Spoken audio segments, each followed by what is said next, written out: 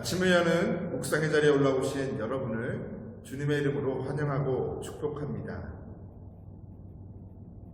오늘 아기가 태어난 지 8일이 되자 부모인 요셉과 마리아는 할례를 행하고 아기의 이름을 예수라고 명합니다.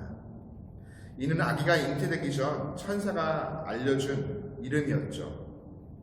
그리고 부모는 모세의 법을 따라 정결 예식을 치르기 위해 예루살렘으로 올라갑니다.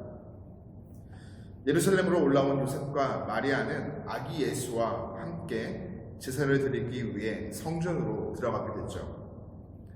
당시 예루살렘에는 의롭고 경건한 시므온이라는 사람이 있었습니다.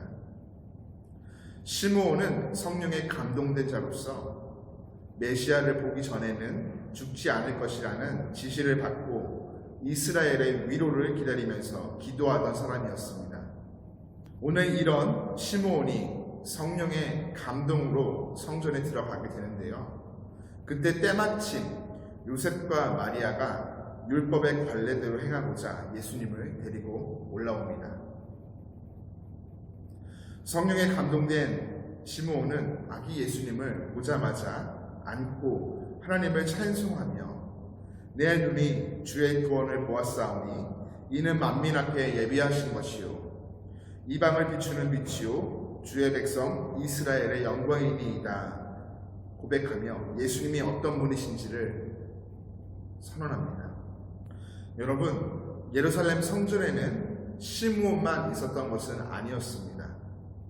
성전을 떠나지 않고 주야로 금식하며 기도하던 아세지파 바누엘의 딸 안나 선지자도 함께 있었죠. 84세의 고령이었던 그녀는 결혼한 후 7해 동안 남편과 함께 살다가 과부가 된 자로서 시므온과 같이 예루살렘의 속량을 간절히 소망하던 자였습니다. 이런 안나가 오늘 성전에 나와 있을 때 때마침 성전에 부모와 함께 나온 아기 예수님을 목격하게 됩니다. 이에 안나는 하나님께 감사하며 예루살렘의 속량을 소망하던 모든 사람들에게 예수님에 대하여 전하게 되죠. 시므온과 안나가 예수님을 만났던 당시는 오랜 시간 하나님의 말씀이 희귀하던 시기, 로마 황제의 통치 아래 세상 권력이 지배하고 불법과 제약이 창궐하며 많은 이들이 세속의 문화에 물들어 그 기억 속에서 메시아 오심의 예언이 지워져 가고 있을 때였습니다.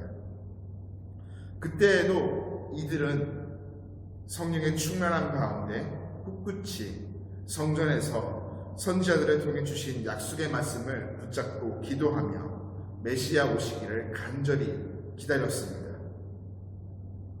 하나님의 백성으로서 거룩한 신분을 잊어버린 채 죄와 사망, 어둠의 자리에 놓여있던 이스라엘을 빛으로 인도하시며 구원하실 분, 절망과 상처 속에서 소망 없이 살아가고 있는 외로운 인생 곁에 찾아오셔서 그들을 사랑으로 품어주실 진정한 위로자, 메시아를 간절히 기다리고 있었던 것이죠.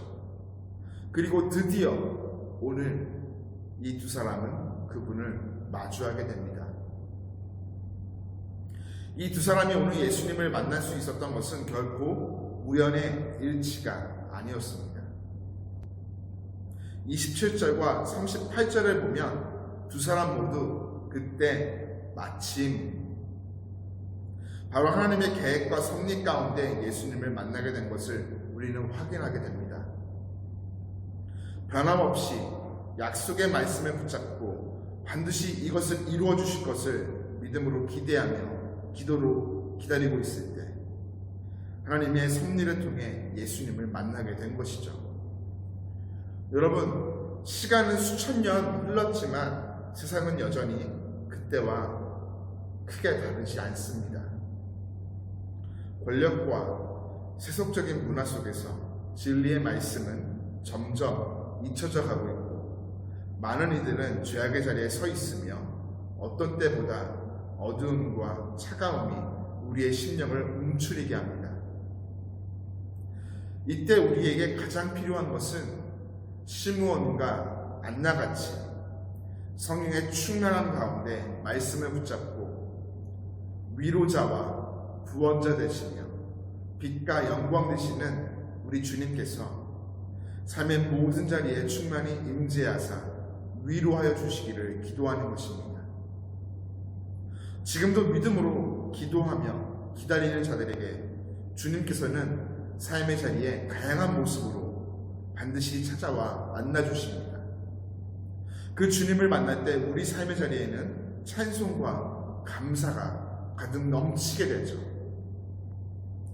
오늘도 은혜로 주어진 하루, 시므온과 안나같이 삶의 자리에 성령의 충만함을 구하며 간절한 기도와 기다림 가운데 주님의 임재하심을 경험하는 우리 모두가 되기를 간절히 축복합니다.